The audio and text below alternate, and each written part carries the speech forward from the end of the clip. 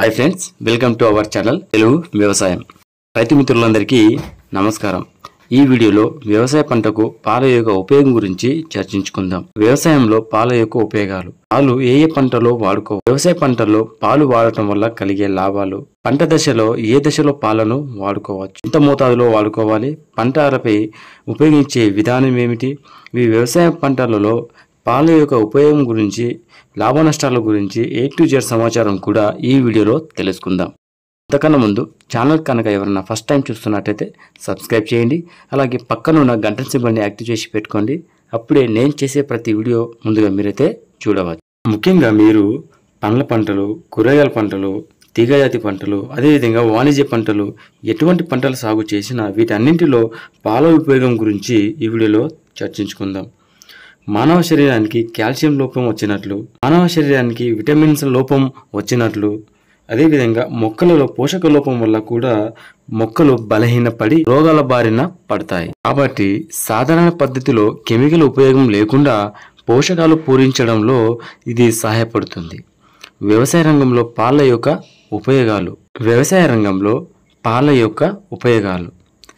పాలలో సాధారణంగా కాల్షియం అధిక మొత్తంలో ఉంటుంది. కాబట్టి దీనిని పంటలలో వాడటం వల్ల మొక్కలకు కాల్షియం అందుతుంది. కొన్ని సందర్భాలలో మొక్క యొక్క మొదలు చీలిపోయి కనిపిస్తూ ఉంటాయి. దీనికి ప్రధాన కారణం కాల్షియం లోపం కూడా అయి ఉండవు. మొక్కలలో కాల్షియం లోపం వల్ల మొక్కలు గిరుసుబారిపోయి పెరుగుదల అనేది క్షీణించిపోతుంది. అదేవిధంగా కాయ సైజు వంకర్లు తిరగడం, సైజు తగ్గడం, ఆకులు వంకర్లు తిరగడం వంటివి ప్రధాన కారణంగా ఈ కాల్షియం లోపం వల్ల మనకు కనిపిస్తూ ఉంటుంది.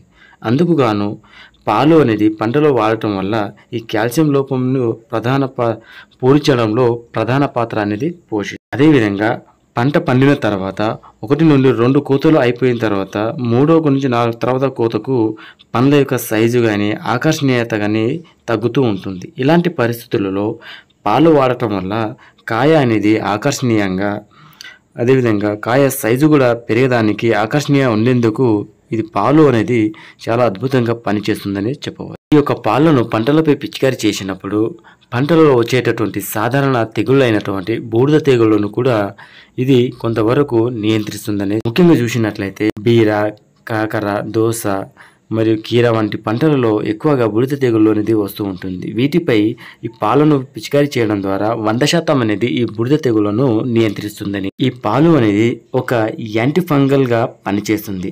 మిర్చి పంటను ఎక్కువగా వైరస్ వ్యాప్తి చెందుతుంది. ఈ వైరస్ నివారణకు కూడా ఈ పాలను ఉపయోగించినట్లయితే మనకు బెస్ట్ రిజల్ట్ అనేది ఉంటుంది.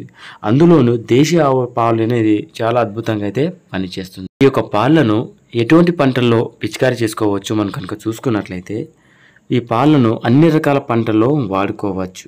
పాలను ఏ పంటల్లో ఏ దశలో వాడుకోవాలి కనుక చూసుకున్నట్లయితే పంట నాటిన 15 నుండి 20 రోజుల వ్యవధిలో ఒకసారి, అదేవిధంగా పూత సమయంలో 2వసారి, పూత నుండి కాయలు ఏర్పడే సమయంలో 3వసారి, ఈ విధంగా 3 నుంచి 4 సార్లు ఒక పంటలపై పిచికారీ చేసుకోవచ్చు. పాలను పంటల పై పాటున పిచికారీ చేసుకోవచ్చు. అదేవిధంగా డ్రిప్ ద్వారా కూడా మొక్కలకు అందించవచ్చు. ఈ యొక్క పాలను ఏ మందులతో కలిపి పిచికారీ చేసుకోవచ్చు కనుక చూసుకున్నట్లయితే పాలు అనేది ఒక ఆర్గానిక్ పదార్థం కాబట్టి ఇందులో వేరే ఇతర ఇన్సెక్టిసైడ్లను కానీ ఫంగిసైడ్లను కానీ కలిపి పిచికారీ చేయరాదు. దీన్ని కేవలం సపరేట్గా పిచికారీ చేసుకున్నప్పుడు మనకు బెస్ట్ రిజల్ట్ ఉంటుంది. పాలతో పాటుగా పసుపును కనుక మనం కలిపి పిచికారీ చేసుకున్నట్లయితే పసుపు అనేది ఇన్సెక్ట్లను నివారించడంలోనూ ప్రధాన పాత్ర పోషిస్తుంది. కాబట్టి పాలు మరియు పసుపులను ఈ 2 కాంబినేషన్ కలిపి మనము పంటలపై పిచికారీ చేసుకోవచ్చు. పాల యొక్క మోతాదు. ఇది 500 ml 20 లీటర్ నీటిలో కలిపి పిచికారీ చేసుకోవచ్చు. దీనితో పాటుగా కాంబినేషన్లో పసుపు అనేది తీసుకోవాల్సి ఉంటుంది.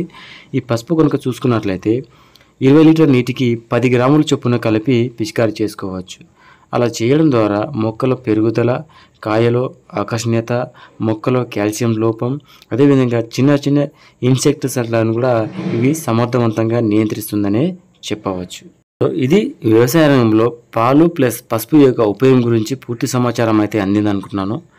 వీడియో కనుక మీకు నచ్చినట్లయితే లైక్ చేయండి, షేర్ చేయండి, సబ్స్క్రైబ్ చేయండి. అలాగే పక్కనున్న గంట సింబల్ని యాక్టివ్ చేసి పెట్టుకోండి.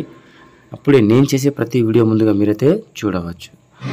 మీకు ఎటువంటి డౌట్స్ ఉన్నా కామెంట్ రూపంలో తెలియజేయండి, తప్పకుండా రిప్లై ఇవ్వడం అయితే జరుగుతుంది.